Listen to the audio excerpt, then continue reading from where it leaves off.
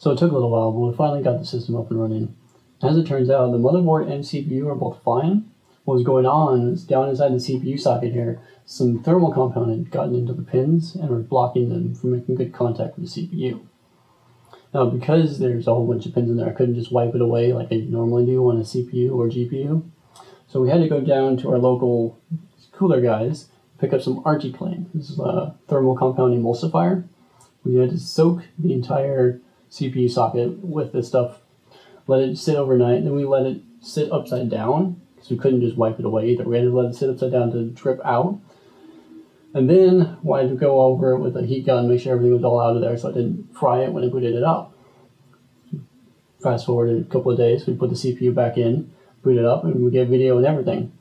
So now we are back to a running system. And we made a couple of changes. Since bolting the reservoir to the side here, we had to drop the 580 from socket 1 to socket 2 so that it would actually clear the edge of the pump here. And we've added a bits power quick disconnect for our drainage system.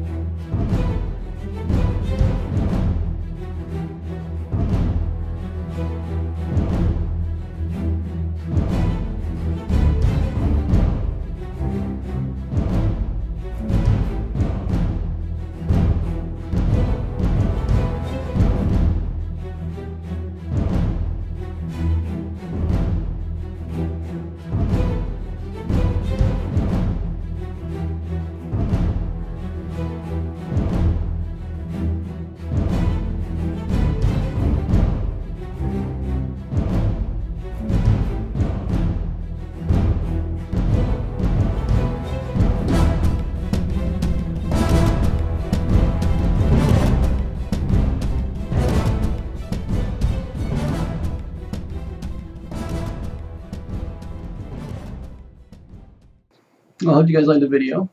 Sure, leave us a comment down below, let us know what you thought, or hit the like and dislike buttons. Also, if you have a few minutes, go ahead and check out some of our other videos, or follow us on your favorite social media. Our handles are right over here. And as always, see you next time.